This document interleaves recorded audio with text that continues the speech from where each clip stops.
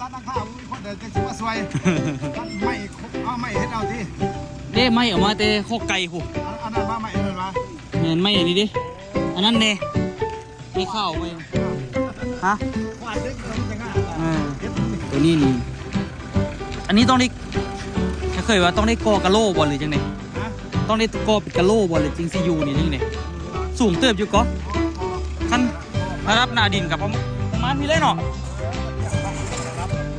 กะโลทำนี่ได้ตัวมองยาวเท่าว่าเดี๋ยวรับทางนะแค่เดี๋ยวนี้ตัว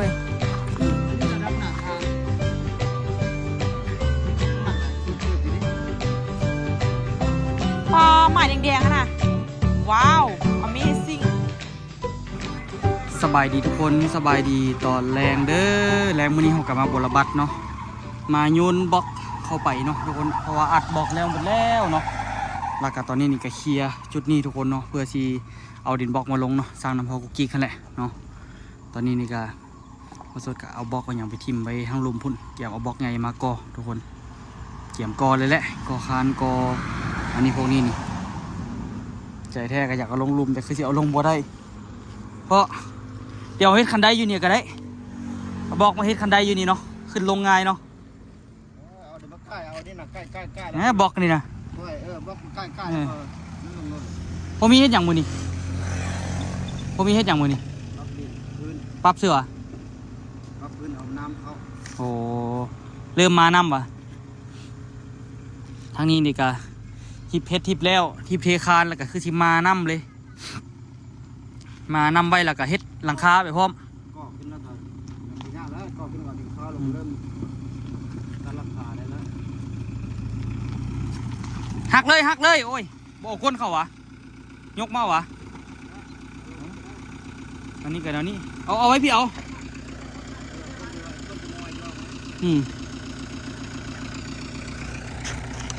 พอบริยางไก่เนาะไอ้เพิ่นเฮ็ดได้พร้อมเลยก้อน 8,000 กีบทุกคนอันนี้สั่ง200 ก้อนก่อนเอาไว้นี่เลยโอ้มากเลยได้มือแล้ววะ3 มื้อละ3 มื้อแล้ววะบ่ทันบ่แล้วมือตัดราคาคนเดินจะสิมาสวยตัดไม่เอาไม่เห็นเอาที่เด้ไม่ออกมาแต่โคกไก่หูอันนั้นมาไม่อันนั้นมาเห็นไม่อันนี้ดิอันนั้นเน่ไม่เข้าไม่ฮะฟาดเด็กเนี่ยมันจะงามนะเฮ็ดโมเดิร์นตัวตอนเฮ็ดแมนแต่บ่มีเงินซื้อสังกะสีเอาสังกะสีเก่าก่อนเอาอันนั้นเก่าก่อนโอ้บอกไงได้เรื่องอยู่เนาะว่าส่งจากบอลมือนี่โอ้ตีบล็อกพักก็มาส่งบอลดีกับบล็อกนี่บล็อกเลยโอ้อันนี้สดๆเลยว่ะนี่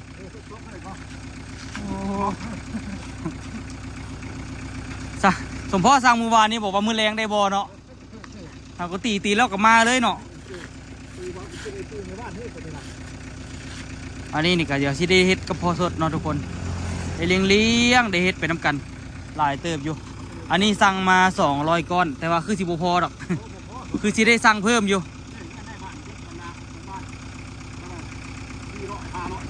แม่น่ะตายคักบาทนี่200 ก้อนนี่ก็ตกอยู่ประมาณ16โอ้ย1,600,000ได้เนาะตัวนี้ก็สูงอยู่ก็เอาเพียงอันหนทางก็แมนโอ้คือสิเบิดหลายเติบอยู่ดินบล็อกนี่ก็ได้อันนี้สั่งบล็อกกันนะบล็อกคานมาทุกคนนะเพราะว่าคันโบใส่บล็อกรุ่นนี้นี่โบได้ทุกคนอันนี้นี่นะมันได้ใส่เติบหนึ่งอยู่ถือว่านักหน่วงอยู่ทุกคนอันนี้บล็อกหนึ่ง8,000 กีบเนาะ8,000 กีบก็ตกเป็น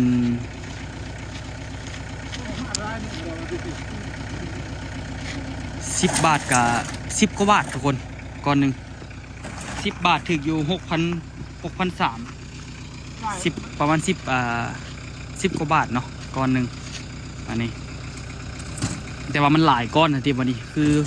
อเพิ่นเว้าเลยของพอมีอันเมื่อ400-500 ก้อนอันนี้นี่ก็คือสิเติบหนึ่งอยู่ตัวสิกอขึ้นไปได้สมควรเลยทุกคนเนาะเพียงทางนี่คือสิได้ต่ออยู่ บ่ต่อเสาคือสิบ่ได้อีกนี่คือสิได้ต่อเสาผสมปูนแดงเข้มๆใส่สารเล็กเข้าไปอีกซุปแล้วก็เทเข้าไปอีกบ่ทันบ่ได้แน่นอนทุกคนเสานี่คันสิไปอาศัยแต่เสาตัวนี้มันสั่นโพดยังขี้ไล่กับ3 เมตรแต่หน้าดินขึ้นแต่ว่าเฮ็ดอันนี้ไว้ก็เพื่อความหนาแน่นเนาะเพราะว่ามันต้องได้รับน้ำหนักหลายสมควรอยู่เพราะว่ามีขี้ดินแต่ว่าเบิงคือชีแบบหยุ่งอยู่เดี๋ยวจะได้ไปปรึกษาหมู่กันเพราะว่าตัวนี้นี่อันนี้ต้องได้เคยว่าต้องได้กอกะโลบอลหรือจังไงต้องได้กอเป็นกะโลบอลหรือจริงซียูนี่จังไงสูงเติบอยู่ก็ขั้นระดับหน้าดินกับประมาณพี่เล่นเนาะกะโลเลยบ่ตายคักบาดนี้นักนวงอีหลีรับเอาทางไปรับเขาเลยฮะรับทางมาด้วยเขาเลยฮะต่อเป็นลูกประมาณ2 เมตร 50เลยเติบหนึ่งอยู่แต่โบเฮ็ดกับโบได้ทุกคนเพราะว่าเงินมันลึกนะเอาดินเดิมปลาไว้มันก็นี่แหละมันก็ต้องคอยเฮ็ดคอยไปโบโหมันสิแล้วตอนไหนแล้วตอนไหนกับตอนนั้นแหละ200 ก้อนคือที่ฮะตอนนี้เริ่มบวคักไปเลยละหลายพอดีนักนวงพอดี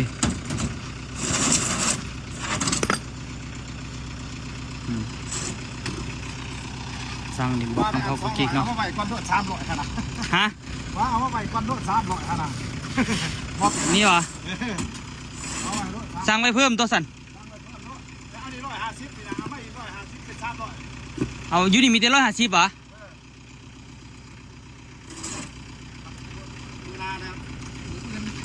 ตอนแรกจะเสียมาอีกตอนนี้ก่อนเพราะว่ามืออื่นนี่จะเริ่มก่อในตัวเนี่ยแม่นบอกแมนมืออื่นต้องได้เริ่มกอละ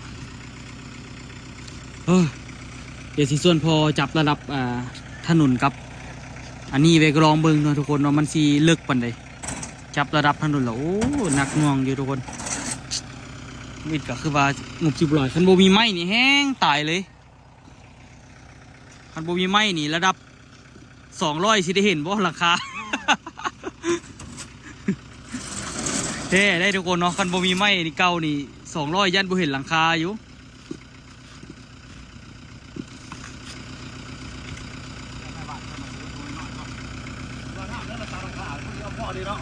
แม่นของพอมีก็จนตัดหลังคาแล้วแล้วนะทุกคนเนาะแล้วตั้งแต่เมื่อวานมื้อก่อนแล้วแต่มื้อก่อนแล้วตอนนี้เพิ่นก็กำลังปรับพื้นที่ปรับนั้นปรับนี้เนาะไม่พอมีก็หลายทุกคนเห็นบ่ไม่เพิ่นบ่ได้หลายต่อแหงเลย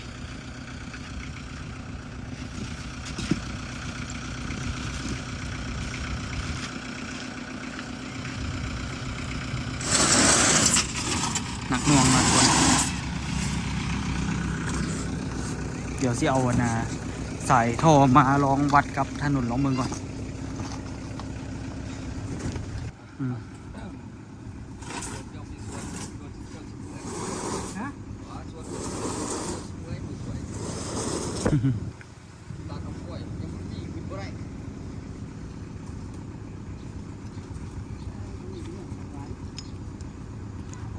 พอจอยเพิ่นซื้อเครื่องพอจอย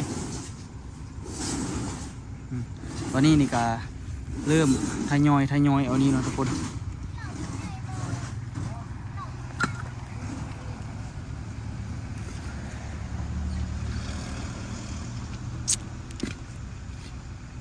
200กี่แล้วบ่พอนี่พอว่ากะว่างบพอได้เนาะ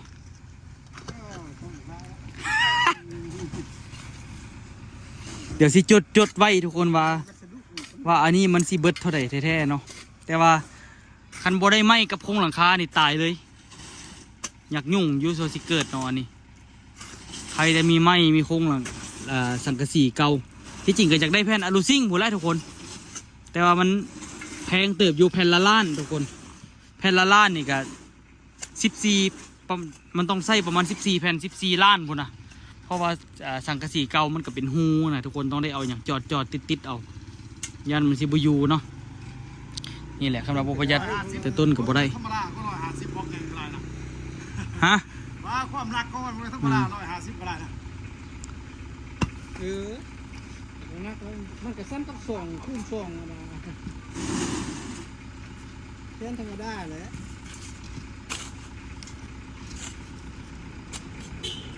ความสูงเลยพอวัน150เนี่ยความสูงความสูงของบล็อกนะ แต่สั้นกับบอกมีที่ เท่าเดิมล่ะซ้ำกันเรื่องบล็อกนี่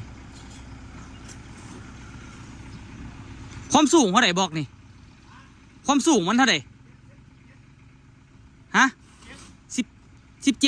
ความสูงอันนี้ว่ะ แมน17กับพร้อมบวกกับอันน่ะปูนก็สิประมาณ18 19หรือว่า20แล้วก็สั้นต่อไปก็นั่นเดี๋ยวสิไล่เบิ่งก่อนทุกคนเนาะว่ามันสิมึดประมาณจะก้อนแต่ว่าเบิ่งคือสิหลายเติบอยู่คือเพิ่นเว้าแหละ ทำในบ้านเนาะทำยาวเนาะ บ่ฮู้เด้ใหญ่กว่าซ้ำที่บ่ ใหญ่กว่าได้หนึ่งเนาะโอ้ใหญ่กว่าได้เนาะตัวนั้น2แถว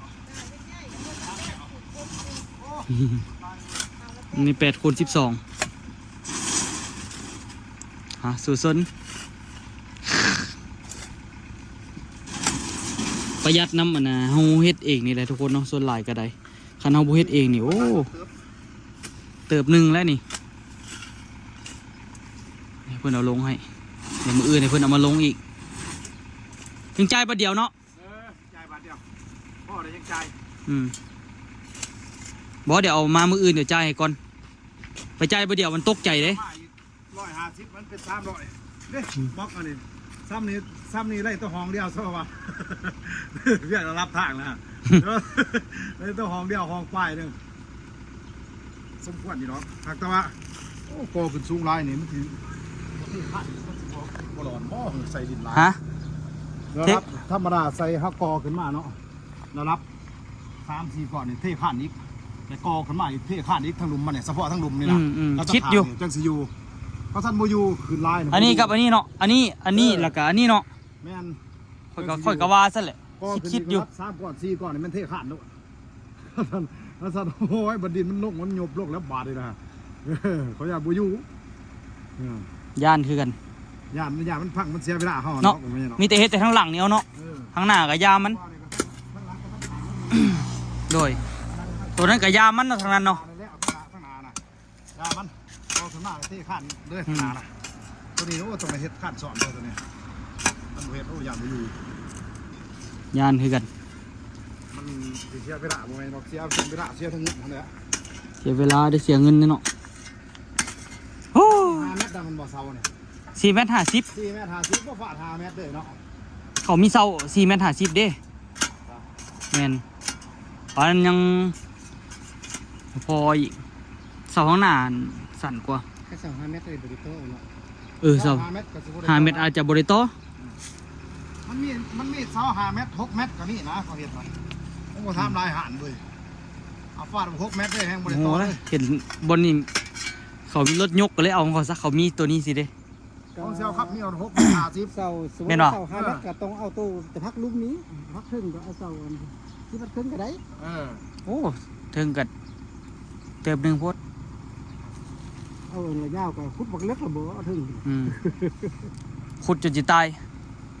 ขนาดคุมนี่ยังขุดจนสิตายละก้มหัวลงไปผู้ โอ้ใหม่พี่น้องใหม่ก็ว่าน้อยก็เอามา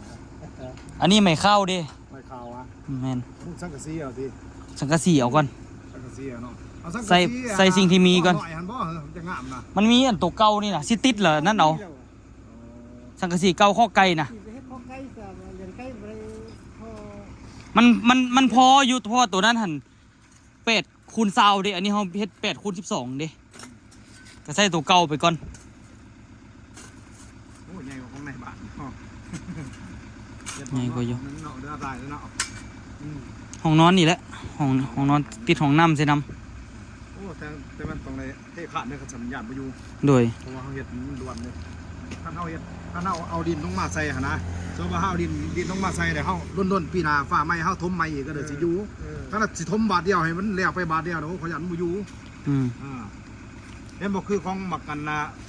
อันที่อ่านอยู่บ้านเขาอยู่ทางหลังอันหานเบิดเดี๋ยวบอก แม่นเหรอ จักบ่ได้ไปข้างหลังจักเทื่อ ใส่ข้าวลักสับขำไปเบิดนะ เห็นเราออกไม่อันลักค่ำอยู่ ขำไปเบิดนะบ่อยู่เจ้าทำพันนึงนะของ เนาะ นำบักคมมีคือกัน เดี๋ยวแก้ไขแห้งยุ่งเนาะ ของบักคม คานคันได้เทละเทรถ เท่ซักษาแม่ยามันเสียกับยานี่แม่น้ำ ไปยัดลายกับตายเนาะ ของในบาทซ้ำมันอยู่แท้ของเรานะ อยู่เท่ อยู่เดี๋ยวพี่ข้านใส่นะ อ่ะขอบใจเด้อเดี๋ยวอื่นมาให้เลยจริงใจประเดียว ไปดนไปใจายประเดียวค่อยๆมาตกใจเลย บอกเท่านี้กัน1,600,000เนาะมืออื่นก็เป็น3,200,000 3,200,000กับบุยูอีกนี่บอกล่าก็อยากเข้าแบบเบิ่งสถานการณ์แล้วย่านแบบ อยากเข้า9,000,000 10,000,000อยู่เบิ่งคักละสำหรับบอกอย่างเดียวค่อนข้างว่าได้ใส่หลายเติบทุกคน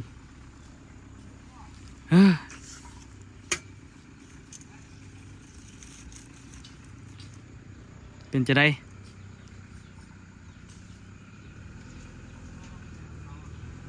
อดเอาก่อนเอาเงินยืมเนาะ ก็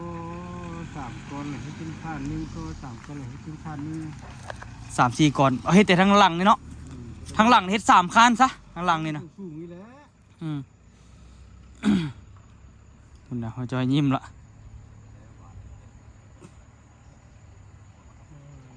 เราเนี่ย ผมก็จอยยิ้มให้เหยาะคนเสียดพูดอะถือว่าเทคานกันแล้วทุกคนเนาะแต่ว่าเบิ่งคือสิเจอศึกหนักอีกอยู่ บางที่นี่ก็ฮะอันไหนเกาะกอทั้งหลังนี่แหละก่อน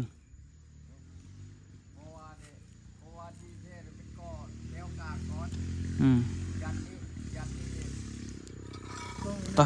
แต่บนมันสูงนี่ ต่อแห้งอยู่ทางนี้ไปเอาลองเอาน้ำมาแทกลองเบิ่งไปแทกแล้วก็ขีดไปเลย พุดโดมีขี้ มีแทกแล้วขีดไว้ทุกเสาไว้เลยขนาดยังบริขีด แค่เดี๋ยวนี้ตัว อันนี้ระดับหน้าทางข้างหลังกันสูงเติบอยู่ดิ ปลาหมายแดงๆค่ะน่ะว้าว amazing ก่อนอยู่บอกอู ฮะ บอกสมี1,600,000ของที่ใส่น้อง10,000,000ก็ จำเป็นแล้ว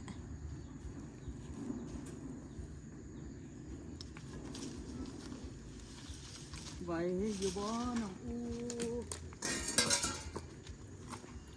น้องอู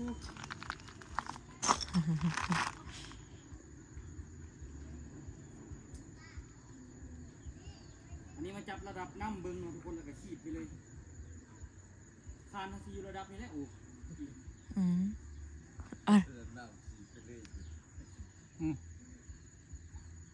เอาเฮ็ดอันนี้ว่าหรือทึกหรือบ่ทึกนี่ พูดว่าเฮ็ดนี่บ่ดีบ่ตัวทางหลังมันฟ้าเฮาก่อทางหลังให้มีดินถมขึ้นจัก4-50 เซน11นึงฮะทางหลังน่ะ ฮะ บ่เวลาก่อแล้วเอาดินอัดไว้ทางหลังน่ะเรียบดันแตกนะเพราะว่าเขาแตก กันไว้ก็ดีกว่าแก มีน้ำหนักตัวนี้นู่นนี่ญาติแต่ว่ารถเท่านั้นแหละ เรื่อง ไปหมอ เรื่องบุคคาดคิด แล้วคันเอาดินเขาได้นี่เขาต้นนี้ก็ได้นี่ตุ้มๆไปหั่นแล้วเอาดินออกทางหลังลายๆแล้วก่ออัดแล้วก็ดินทุบอัดทางหลังไว้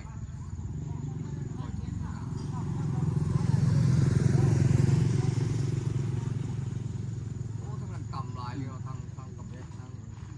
แดนเนาะ อ่ะคอดไปเลย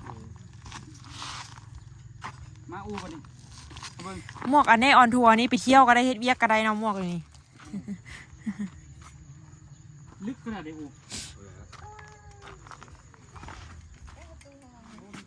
ผมบ้า พี่โกมาทำมา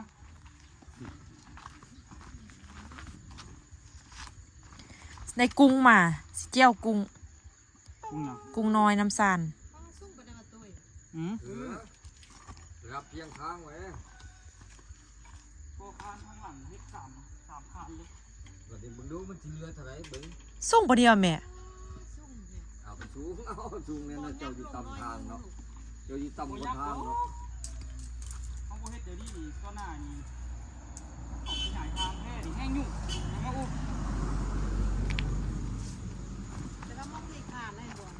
แม่ยันหม่องเทคานเขาก็ต้องเฮ็ดลุดลงมาพี่อันนี้ปลาย แสดงว่าห้านกับบริสูงซ้ำเดียวตัวนี้ อันนี้มันพื้นเพื่อน เดี๋ยว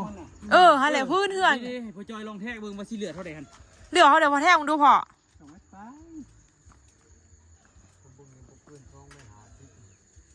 คันได้ต่อทอนี่สารเล็กต่อต่อเสานี่สารเล็กต่อถ่าไปเลยยังบ่เสียเวลา นี่2 เมตร 64 เซนบุหอน64ครับ39 ต่ำกว่าเนาะคันฮุก2 เมตรปลายนึงก็ได้แม่เนาะ ให้มันได้จัก3เมตรอู้ 2 เมตรตามที่เรา เป็นหยังเฮาเฮ็ดคาดอันนี้แล้วเบิ้ลแล้วก็เฮาขึ้นต่อแหละมัดเล็กใส่แหละก็เทอันแบบเทโลดแหละแบบแป้นทีแบบชุบลงอันยังก็ได้กอขึ้นแต่แปะนี่นะแล้วโตโยโอโตเนาะโต แม่หน่อยตื่นมาแล้วล่ะ เฮ้ยเอาไว้กล้วยไว้ นี่เลยน้องอู้ กล้วย น้องอู ข้างหลังนี่ว่าสิเทคานอันนั้น น้อง เลย อูรู้สึกว่า ขึ้น น้องอูบนน่ะปิดความคิดนี่เลย อูเป็นคนเสนอเนาะที่จริงเคยเสนอแล้วแต่ว่าอูหาก็มาสนอง โอ้กอขึ้นระดับนี่ อันนี้นี่ กอขึ้นระดับนี่ คันเอาอ่ะนะคันแบบว่ากะแบบว่าบ่แตกแน่นอนสินะอู อืม คือน่าเคยไล่โอเลยด้านนี้ เทข้างกลาง ด้านนี้เทคานกลางนี่เทคานเทิง ได้ นี่ กอขึ้นมาเลยเทคานนี่กอ เทคานอีก บดซี่ 3สั้นเลย เล็กนะกอสิทักให้มือก็ดีทักก่อนเล็กงานนี่นะ บ่ทันแล้วสิ เออบ่เด่นนะเด้ มองไว้ เวลาอยากตีข่อย ยุง นี่ฮักหาชิ้นเขามีหาชิ้นเขาไม่ได้ดึงของมันนี่ เฮ็ดซองค่ะเฮ็ด3คานสิวะ ฮะ เฮ็ด3คานว่ะ โอ้ยฟังดีๆได้ตกท่ามือพอจอยดีก่อนเด้บ่ได้ไปว่าสดนอนอยู่นี่อีก2 เดือน พอจะเอาเมือกก่อน ใช่เฮ็ดก็ได้ มาเต็มเลยเนาะ อืม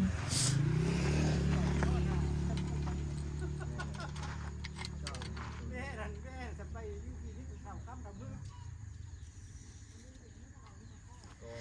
พอสดคิดฮอดพักอยู่เฮือนเพิ่นกับเฮ็ดอยู่ส่วนหลังบ้านก็ได้ แก้คัด มาเฮ็ดอยู่รองซานนี่แม่นบ่บักคักก็ บ่ลงปีน ได้เงินอีก มัน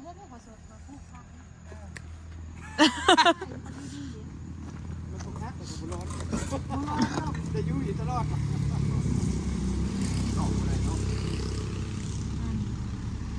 มีเวลาเขาลูกงาพักกันอยู่นั้นที่ไล่แม่ถ้าตัวดูขี้แล้วก็จืดคุณจืดที เรื่องบ่ นี่เขาจะสั่น บุต้ยเอาซากแม่ซากมันก็มีอยู่ดิซากมันเรียบนี่นะ ก็นี่เด็กก็เอาซากันเบียมสิเจือนเถอะเด้อ เด้เชื่อขึ้นอยู่นี่ จืดเลยเนาะ นะ เจือนเอ้า ชื่อแต่คนนี้เป็นตาเป้ากับชื่อ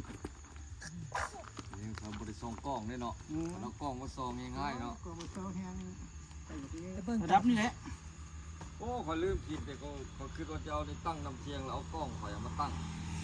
ต้องตั้งเขา เปรตหนึงอยู่ ให้สุด ซื้อแต่บอกนี่ 300แล้วที่บัดนี้ที่แล้วว่า200ล้านได้300ล้านแล้วที่ราคาเฮ็ด บ่ฮอดปานนั้นบ่ฮอดปานดอก200 300นี่ยี่สิไร่นี่ค่อยตีให้เลยไป150 โอ้ข่อยว่าไก่ ไก่เท่าใดเอ้าลกตัวอย่างมาดู โอ้ยป้าตัวไอ้คือหันลูกเฮ็ดตู้มันนี่ บ่ฮอดหรือว่า300 4ล้านอู้เอ้ยเร็วมาเสร็จ4ล้านอู้ กินข้าวมือเรายี่หลาน แนวถามว่าเร็วทางเบิดเฮ็ดจังได๋4 ล้าน4ล้าน4ล้านก็เฮ็ด เอา ว่ะ 4 ล้านสำหรับมือเขาขาดจางมือ ถามว่าเงินทักเบิดเนาะบ่ได้ถามแต่ค่ามือเนาะ โอ้เขาว่า4 ล้านเขาเฮ็ดเธอน่ะตูบซ้ำนี่โตแล้วไม่เข้าใจ4 ล้านแม่มาไล่โอ้ย10 ไปล้าน บ่แต่ว่าอันน่ะอันนี้เฮามีไม้มีตอกมีหยังเท่านี้น่ะ จริง จริงไอ้ตู่ชำนาญนี่4 ล้านถือว่าแพง ก็บ่แพงนะลูกว่ะ กันพวกเห็นพวกนั้นเฮ็ดก็ พอเนาะพอเนาะ บ่ เอาเท่านี้อีก อันนี้นี่มาเบิ่งอู้ โอ้ปูกันเลยวะ ระดับแถวนี้นี่ โอ้ยไว้ใส่วะ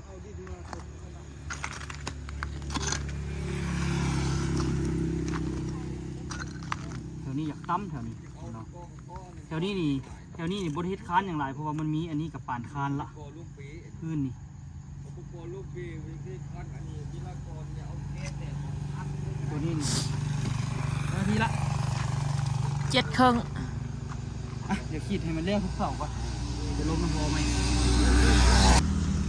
พอดี เดี๋ยวปูนมาใส่เดี๋ยวปูน พอนี่ บ่ได้4ใบจอย ยกบล็อกก็บ่ไหวพอ บอกก็ได้ซี่เนาะกอ2บอกแล้วก็ซี่เล็ก1ใส่กอ2บอกซี่เล็ก1ใส่ อยากเติบเด้อพอกอบล็อกนี่นะมันหนักนะ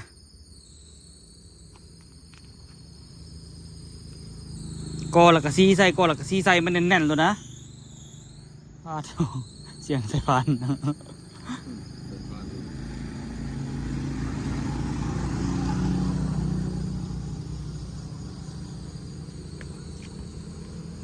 พอดีเอ๊ะ อยู่หุ่นคานเฮ็ดอยู่ตรงให้พอเฮ็ดคาน30มึงก็ลงกว้างมันอ่านดินนี่มันดินบวมดิน กิน3ก้อนแล้วก็ผ่านเต็มอันนึง เบิ่ง 3หรือว่า2อ่ะ ชิบหาได้เนาะ กะเอาห่านให้มันได้ซ้ำมันนี่นะ กูดิขึ้น3ก้อนคาน1แต่คาน2อยู่นี่ ห่านเอาให้มันได้ครึ่ง ว่าจะได้ผ่านนึง ๆฝั่งนี้เดี๋ยวยามันฝั่งนี้นะเฮ็ดแต่ด้านข้างนี้ข้างนี้ข้างนี้ข้างนี้ คันได้คานก็คือกันตัวนั้นก็หารใส่กลางครึ่งแล้วแหละ3ก้อนนั่นน่ะ เอาอันนี้ก็เฮ็ดซะนะเอาสำหรับอันนี้ เฮ็ดด้านนี้น้ำซะเนาะเฮ็ดซ้ำพอดีคานนี่แหละ อันน่ะ บ่ธรรมดาเด้ทุกคนนี่ก็ได้ คาดเท่านี้มันหนักเลยคาดเฮานี่น่ะ เอาซ้ำนี่แหละน่ะชิมาคุณเศร้านี่แหละชิมาคุณเศร้าเลย ผู้สาวนี่วะ หน้ามันชิมาอยู่ อันนี้มันพื้นไว้แล้วนี่นะ เศร้าเส้น อันนี้มันพื้นแล้ว พี่กันนะมือพอ แล้ววันนี้อันน่ะ เศร้าเส้นละคาดอยู่หัน มาฮอดนี่แหละเฮาจึงเสื้อคาน แม่นละ แล้ววันนี้ก็ตั้งแฮกนี่มันลุ้มมาเนี่ย แม่นเลยนี่ครึ่งหนึ่ง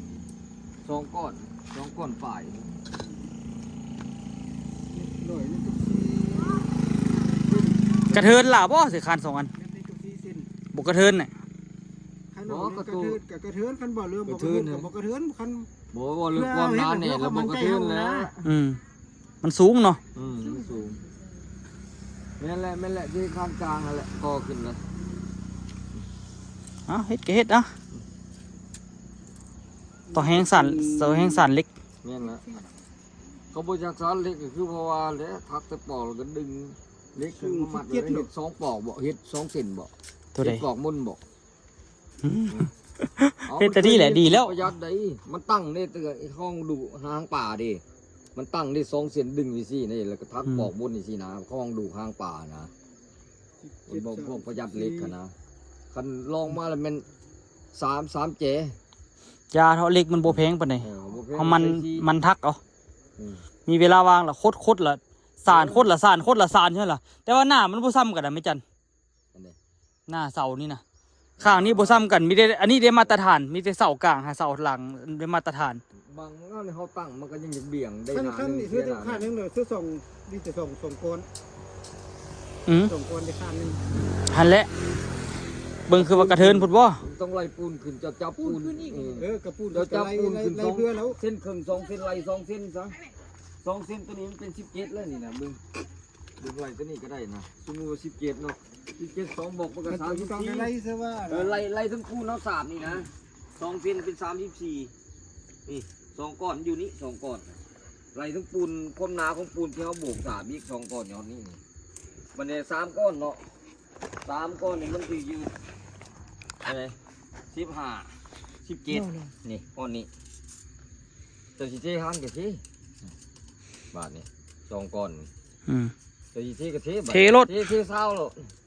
นี่20 เส้นนี่ อืม เทมันนี่ปึ๊บเรือ20 เส้นนี่มา มานี่ ปึ๊บแสดงเรือตั้งแต่48 นี่ได้บ่ดิลงมาอีก20 เซนได้นี่อีกก้อนเดียวนี่นี่ เรือก้อนเดียวเท่านั้นแหละนี่แต่ถ้าเราขยับลง2 ก้อนแล้วเขาตอกรถนี่ 2ก้อนแล้ว เอ ได้ อ เท 2 เนาะ ก้อนเลยเทเลย ส่งก้อนแล้วก็เทส่งก้อนแล้วก็เหลือข้านนี่ดูดิ นี่แหละ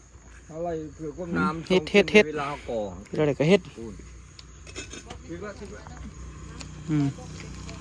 ณหน่วง แต่ว่าทางนี้นี่มันคิดไล่มาทางหลังนี่ บ่ได้แล้วต้นหานไม้ตอนนั้นนะเดี๋ยวหานไม้ตอนนั้น โอ้ยแต่ว่าเฮาก็ปรับระดับมันซ้ำกันแล้วเด้พ่อจอย แม่นแล้ว เออ เขาระดับมันก็ได้ คือกันเบิดนั่นแหละ มืดเลย โอ้เฮาเบิ่งนั่นคือแต่อันนั้นเพราะว่าเฮาเฮ็ดคานมันสูงขึ้นเด้เนาะเฮาเบิ่งคือแต่ถ้ามันลึกกว่าแต่ว่าเฮาเทคานมันสูงกว่าแล้วมันก็เลยได้มาตรฐาน มันเลยได้มาตรฐานที่เฮาสิได้เฮ็ดแบบระดับซ้ำกันเบิดมันก็โอเคอยู่อ่ะเกียมสร้างเล็กเกียมสานเล็กอีกบัดนี้หานไว้เลยนี่เล็กนี่เดี๋ยวสิคิดไรเนาะซ้ำเก่าแหละเนาะ มือเลยตัดเล็กก็ อืม พอเช็ดแบบโคตรไข่ โดย โคตรไข่ก็ได้ ก็บ่อยากเจาะคือกันเสานี่ ได้มันจะไปเจาะธรรมดาเขาไปเจาะหัวตีนเสานี่นะมันต้องไปกอดเมื่อ อืม เกิดแล้วมันยุ่งพื้นดิ พอเจาะแล้วมันเกิดซ่องว่างนี่ อืม เกิดการเด้งตีนนี่ เดี๋ยวมันเอานี่ซับขนาดนั้นนะเสานี่ปวกกินมันยังบ่ล่มเนาะ เสายองอืมอ่ะทุกคนเนาะเป็นยังไงฝากทุกคนกดไลค์กดติดตามช่องตัวยู2 ล้อพะเลาะได้เด้อทุกคนเด้องานหนักงานยุ่งแล้วทุกคน แต่เอาเฮ็ดดีแต่แรกมันก็สิได้ดีเลยทุกคนเนาะบ่อยากเฮ็ดหลายแนวนะทุกคนเอาไว้เจอกันคลิปหน้าเด้อทุกคนเด้อ แข็ง